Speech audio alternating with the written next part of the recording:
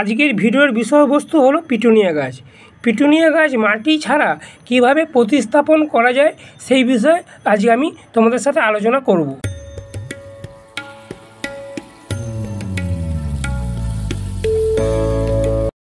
বন্ধুরা, সঞ্জয় হর্টিকালচার চ্যানেলে তোমাদের সবাইকে স্বাগত। বন্ধুরা, আজকে টাইটেল আর থাম্বনেল থেকে বুঝে গেছো যে আজকে আমি তোমাদের সাথে কি বিষয় নিয়ে আলোচনা করতে যাচ্ছি। পিটুনিয়া গাছ মূলত দু রকম ভ্যারাইটির হয়, একটা হলো সিঙ্গেল প্যাটার্ন আর একটা হলো ডবল প্যাটার্ন। এখানে যে গাছটা দেখছো এটা হলো আমার সিঙ্গেল প্যাটার্নের একটা পিটুনিয়া গাছ, এবং তার পাশে যে গাছটা দেখছো এটা হলো ডবল প্যাটার্নের একটা পিটুনিয়া গাছ। সেই সিঙ্গেল প্যাটার্নের যে পিটুনিয়া গাছটা দেখছো, এই পিটুনিয়া গাছে শীতকালে প্রচুর ফুল দেয়। ডবল প্যাটার্নের যে পিটুনিয়া গাছটা সেটা অতটা বেশি ফুল দেয় না, কিন্তু ফুলের সাইজটা সিঙ্গেল প্যাটার্নের যে পিটুনিয়া গাছ তার ডবল হয়, এবং থোকা এরকম থোপা টাইপের গাছের ফুলটা হয়।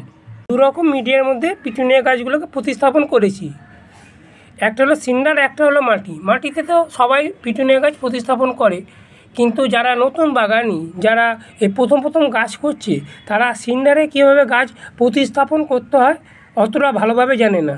তাহলে চলো কীভাবে সিন্ডারে পিটুনিয়া গাছ প্রতিস্থাপন করতে হয় সেটা আগে দেখে নিই। পিটুনিয়া গাছটা প্রতিস্থাপনের জন্য এরকম ফ্ল্যাট টব নিতে হবে, মানে হাইট কম এরকম টব, এগুলোকে বলে চালি টব। কারণ এই পিটুনিয়া গাছটার শিকড় খুব ডিপলি, মানে মাটির ভেতর পর্যন্ত যায় না, উপর দিকে ছড়িয়ে থাকে।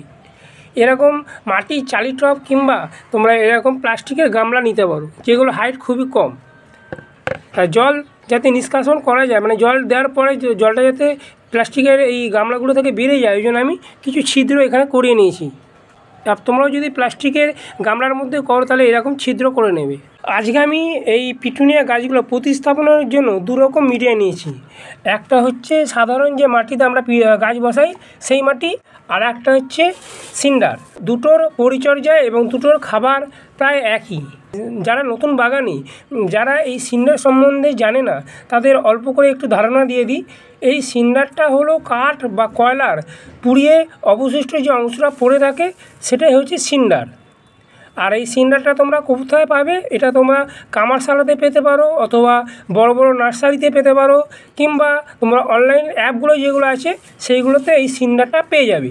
দু রকমভাবে পাবে। একটা আমি যেরকম নিয়ে এসেছি, এটাকে ধুতে হবে কারণ এর ভেতরে প্রচুর নোংরা আছে। আর একটা পাওয়া যায় ধোয়া, মানে পুরো রেডি সিন্ডার, মানে নিয়ে এসেই টবের মধ্যে বসিয়ে দেওয়া যাবে। তাহলে চলো কীভাবে এটা ধুয়ে পরিষ্কার করি সেটা তোমাদের দেখিয়ে দিই। সিন্ডারটা কিনে নিয়ে আসার পর এই সিন্ডারটাকে ভালো করে ধুয়ে নিতে হবে। দেখো কীরকম কালো জলটা বেরিয়ে যাচ্ছে। এই সিন্ডারটাকে ভালো করে প্লেন জলেতে 2 থেকে 3 বার ধুয়ে নিতে হবে। ধুয়ে নিলে সিন্ডারের ভেতরে যে ময়লা থাকে সেটা বেরিয়ে যাবে। পিটুনিয়া গাছটা প্রতিস্থাপনের করার আগে আমরা ড্রেনেজ সিস্টেমটা খুব ভালোভাবে করে নিতে হবে। এরকম ছোটো ছোটো যে স্টোন চিপ এগুলো আগে দিয়ে দিতে হবে, দিয়ে ওপর দিয়ে এরকম বালি উপরে মালচিং করে দিতে হবে। যেরকম মাটির টবগুলোতে ড্রেনেজ সিস্টেম করি সেরকম এই প্লাস্টিকের গামলাতে এরকম ড্রেনেজ সিস্টেমটা করে দিতে হবে। কারণ এর মিডিয়া হবে মাটি, তাই এর ড্রেনেজ সিস্টেমটা খুব ভালোভাবে তৈরি করে নিতে হবে। আর সিন্ডারে করতে গেলে কোনো রকম ড্রেনেজ সিস্টেম করার প্রয়োজন লাগে না। টবের মধ্যে সিন্ডারটা দিয়ে গাছ প্রতিস্থাপন করে দিলেই হবে, কারণ সিন্ডারটা হচ্ছে একটা পাথর, এবং জলটা দিলে কী হবে না, জলটা দিলে টবের নিচ দিয়ে বেরিয়ে যাবে। পিটুনিয়া গাছটা প্রতিস্থাপনের জন্য এখানে নিয়েছি আমি 2 ভাগ মাটি, 1 ভাগ হচ্ছে ভার্মি কম্পোস্ট। তোমরা ভার্মি কম্পোস্টের পরিবর্তে পাতা পচা সার বা গোবর সার নিতে পারো। আর তার সাথে নিচ্ছি আমি এরকম সামান্য পরিমাণে কোকোপিট, যাতে জলটা বেশি দিতে না লাগে। ওই জন্যে আমি যখনই গাছ বসাই কোকোপিটটা একটুখানি মাটির মধ্যে মিশিয়ে নিই। এটা অপশনাল, এটা যদি তোমাদের হাতের কাছে থাকে দিতে পারো, নাহলে দেওয়ার কোনো দরকার নেই। দিলে কি হবে, দিলে মাটিটা ময়েস্ট থাকবে, মানে ভিজে থাকবে, বারবার জল দেওয়ার কোনো প্রয়োজন লাগে না। তার সাথে নেবো এরকম আইসক্রিম খাওয়ার যে চামচ, সেই চামচে 1 চামচ নিম খোল। এটা আমি একটা টবের জন্য পরিমাপটা বলছি খাবারে। আর নিচ্ছি এখানে সামান্য পরিমাণে 1/2 চামচ, আইসক্রিম চামচে 1/2 চামচ ফসফেট। কারণ আমার পিটুনিয়া গাছটা বসাতে একটু দেরি হয়ে গেছে, পিটুনিয়া গাছটা যাতে শিকড় খুব তাড়াতাড়ি বেরোয়, ওই জন্য সামান্য পরিমাণে এখানে আমি ফসফেট দিয়ে দিচ্ছি। আর দিচ্ছি এখানে আমি 1/2 চামচ পরিমাণে জৈব ফাঙ্গিসাইড ট্রাইকোডার্মা ভিরিডি। তোমরা হলুদ গুঁড়ো এর পরিবর্তে দিতে পারো। পিটুনিয়া গাছটা প্রতিস্থাপনের জন্য যেরকম মাটিতে আমি দেখেছিলাম খাবারটা দিতে হয়, সেরকম একই খাবার এই সিন্ডারে দিতে হবে। এখানে আমি নিয়েছি 2 ভাগ সিন্ডার, 1 ভাগ তোমার ভার্মি কম্পোস্ট। তোমরা ভার্মি কম্পোস্টের পরিবর্তে পাতা পচা সার বা 1 বছরের পুরনো গোবর সার নিতে পারো। আর তার সাথে নিচ্ছি এখানে আইসক্রিম খাবার যে চামচ, সেই চামচের 1/2 চামচ ফসফেট, 1 চামচ নিচ্ছি এখানে নিমখোল, 1/2 চামচ এখানে দিচ্ছি আমি জৈব ফাঙ্গিসাইড ট্রাইকোডার্মা ভিরিডি। এরকম 1 মুঠো মতন আমি কোকোপিট দিয়ে আমি সিন্ডারের যে মিডিয়াটা সেটা আমি তৈরি করে নেব। আমি 3টে পিটুনিয়া গাছের জন্য 2 রকম মিডিয়া তৈরি করে নিয়েছি। একটা হচ্ছে সিন্ডার আর একটা হচ্ছে মাটি। তা নার্সারি থেকে যখন ছোটো ছোটো এরকম পিটুনিয়ার চারা নিয়ে আসবে, নিয়ে এসেই কিন্তু সঙ্গে সঙ্গে প্রতিস্থাপন করে দেবে না। 2-3 দিন বাড়ির অন্যান্য যে ছাদের গাছগুলো আছে সেই গাছের সাথে এটাকে রেখে দেবে, রেখে দিয়ে 2-3 দিন পর তারপর প্রতিস্থাপন করবে। আমিও তাই করেছি।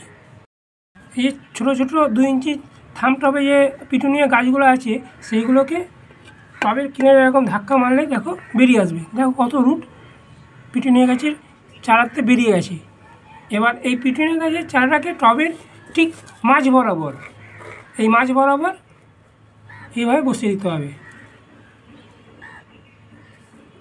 কারণ মাঝ বরাবর না বসালে কী হবে, গাছটা যদি তোমরা টবের ধার করে বসাও তাহলে কিন্তু একদিকেই বেড়ে যাবে গাছটা, চারদিক দিয়ে বাড়বে না, আর গাছটা ঝাড়ালো হবে না, আর গাছের শেপটাও নষ্ট হয়ে যাবে।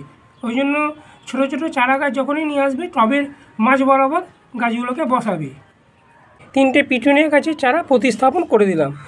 করে দেবার পরে আমি এখানে সাধারণ জল দেবো না, কারণ গাছগুলো প্রতিস্থাপন করার পর বা গাছগুলো ছোটো ছোটো চারার গাছগুলো রিপোর্টিং করার পর গাছগুলো 2-3 দিন ঝিমিয়ে থাকে, শক পায়। এই জন্য এই শক কাটাবার জন্য আমি এখানে প্লেন যে জল আছে এই প্লেন জলের সাথে যে চিনি দানার মধ্যে যে জিনিসটা দেখছি এটা হচ্ছে ম্যাগনেসিয়াম সালফেট। এটা 1 লিটার জলে 2 গ্রাম দিয়ে দেবো।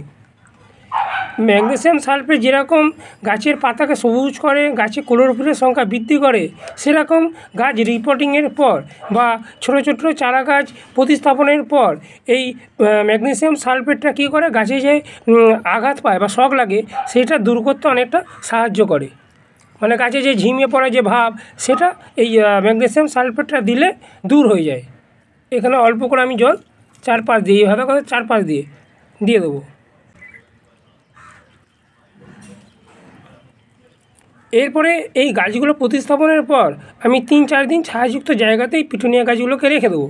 রেখে দেওয়ার পরে তারপর ডাইরেক্ট সানলাইটের মধ্যে বের করে দেবো। প্রতিস্থাপনের ঠিক 6 দিন পর আমি এই গাছগুলোতে, গাছের মাটিতে বা সিন্ডারেতে NPK 12-61-0 2 গ্রাম 1 লিটার জলে গুলে তার থেকে 200-250 ml মতো জল এই টবের মাটিতে দিয়ে দেবো।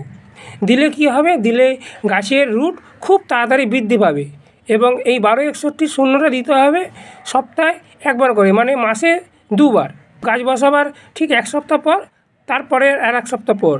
তোমাদের কাছে যদি NPK 12-61-0 না থাকে তাহলে তোমরা DAP মানে ডাই অ্যামোনিয়াম ফসফেট, সেইটা এরকম যে টব আছে চালি টব বা এরকম যে প্লাস্টিকের গামলা, সেখানে তোমরা 6-7টা দানা দিয়ে দেবে। দিয়ে দিলেই দেখবে গাছের এই পিটুনিয়া গাছের শিকড় অসংখ্য পরিমাণে বেরোবে এবং গাছটা খুব তাড়াতাড়ি দ্রুত বৃদ্ধি হবে। এই পিটুনিয়া গাছে আমি কি খাবার দেবো এবং কি পরিচর্যা করলে গাছটা দ্রুত বৃদ্ধি পাবে, গাছের পাতাগুলো সবুজ থাকবে, গাছটা অনেকটা ঝোপালো হবে, খুব তাড়াতাড়ি আমি একটা ভিডিও আনবো। ভিডিওতে আমি সমস্ত ডিটেলস, সমস্ত আপডেট তোমাদের সামনে তুলে ধরবো।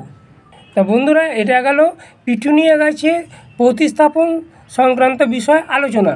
যদি আমার এই ভিডিওটা তোমাদের এতটুকু ভালো লেগে থাকে তাহলে অবশ্যই এই ভিডিওটাতে একটা লাইক দিও এবং চ্যানেলটাকে সাবস্ক্রাইব করে আমার পাশে থেকো এবং পাশে থাকা যে বেল আইকনটা সেটা প্রেস করে দিও। প্রেস করে দিলে কি হবে, নতুন নতুন যখন আমি ভিডিও আপলোড করব যাতে সহজে তোমাদের কাছে খুব তাড়াতাড়ি পৌঁছে যেতে পারি।